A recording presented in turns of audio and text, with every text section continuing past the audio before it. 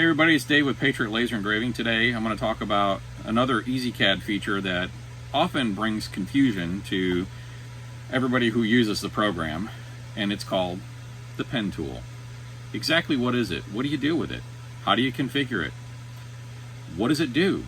Well, it's actually pretty powerful, and if you know how to use it and you use it properly in your layering, you can actually come up with some really nice effects, and you could really augment the way that you're doing your burning. And you won't have to stop, change a frequency, change a hatch, do something like that in mid-flight. So if you take what I'm going to show you, apply it to what your project looks like in EZCad, you'll see that it'll actually be beneficial to you, I hope. I just want to thank everybody for the likes, the shares, and the subscribe to the page. It keeps me going. It gives me the encouragement to do what I need to do. So let's get into it.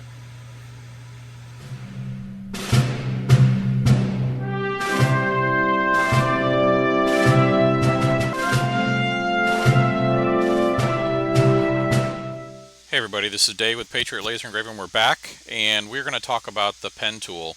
So what I'm going to do is just kind of bring up a copy of EZCad that I have open right now on my screen, and you'll see I have 3 objects imported in.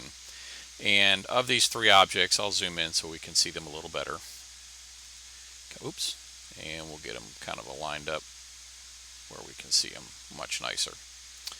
By the way, this A tool right here will center your work on your screen. I don't know why I didn't think of that to begin with. So anyways, that's where we're at. And I'm going to label this Pen 3. Okay, so essentially what I've done is I've just imported some graphics, and I've gone ahead and done some presettings in the interest of time, but I'm going to walk through those with you really quick. But the way to think of the pen tool is to think of it as the ability to have multiple settings in the same project without having to stop and restart your project. So I have pen 0, pen 1, pen 2, and pen 3 on the board. And the thing to understand is it starts out as pen 0. So there's really 4 here, but it starts out 0, 1, 2, 3.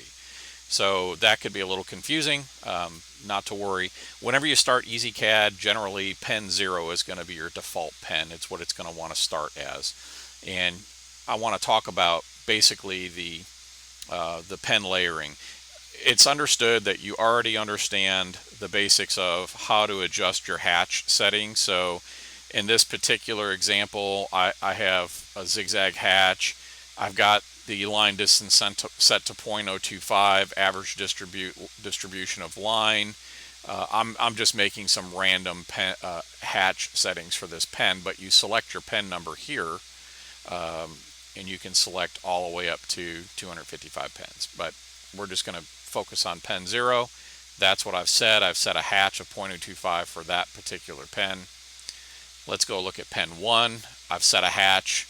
I've set a, I don't even know what this hatch is, a fill hatch with 0.08 enabled, and I've got pen 2 set with a interrupted hatch, all calc, offset, all calc, average distribution of line 0.04, 18-degree angle rotation if I were going to have multiple counts on that particular hatch.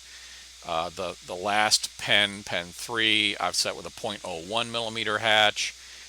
So I've just tried to throw up the hatch settings a little bit and vary them so that you can see how they work as we actually burn the project. But now let's talk about the pens themselves. They're over here on the right column, and you don't want to have anything selected at all while you're setting your pen settings, because it just won't work. So you want to unselect, just click anywhere off the pen hatches, and then click on your first pen. It's on. These are going to be on by default. It won't burn anything down into the other pens if you don't have a hatch assigned to the pen, so it's not going to do anything. So if you double click, it'll turn it off. You double click, you turn it on. But you can see if I click the hatch, normally you'll see where it says use default penning. You want to uncheck that, make whatever settings changes you want to that pen. So for pen 0, I'm going to have a loop count of 1. I'm going to be at a speed of 1500, power frequency all set right here, 50 and 30. If I click on hatch number, or I'm sorry, pen number 2, you can see, I'm going to loop that one twice. I'm going to change the speed to 2000, leave my power and my speed the same. I'm going to go to pen 2. I'm going to make 3 loops at 300 speed, 30 power, 60 frequency. And lastly, I left this one default, and I'm going to set that with you right now. So I'm going to select pen 3. I don't want to use the default. I'm going to uncheck it. Maybe I'm going to make, I don't know, 4 passes, and I'm going to do that at maybe 2500 speed. I'm going to do it at 15%, and I will leave the frequency at 30. So now I have multiple settings. So what I'm going to do is I'm going to bring open the video capture so you can see what we're doing. I'm going to select all of the objects that are here, and I'm just going to go ahead and execute.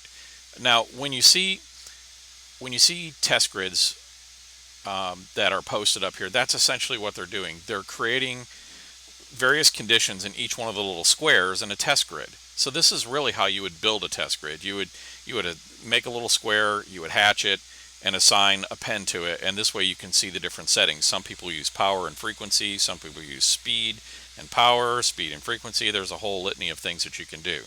I'm going to go ahead and light this so that you can see where they're all going to go.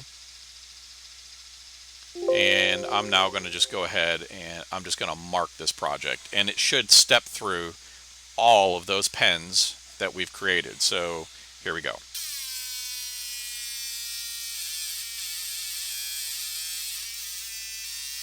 Pen 0 going in at our settings. There's pen 1 is already done. Pen 2, much slower, but you can see it's actually making the passes that we told it to make.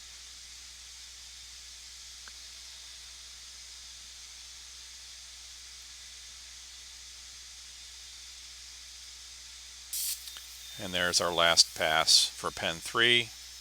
You can see the different settings. I have this on a piece of aluminum stock, so your results may vary depending on what you want to do, but you'll want your settings to be, if you're doing stainless steel and you're doing black, you might want to do two-tone. For an example, maybe the words pen 3 might be darker than the outline of the pen, or vice versa, or you might have a different fill or a different hatch. That's how you would do that. You would make one particular layered object a pen color that will have the effect that you want on it.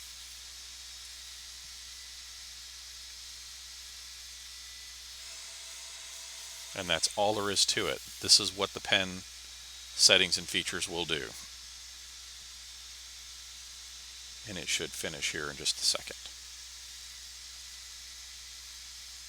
And I'm running a Raycus 30 watt right now, so if you've got a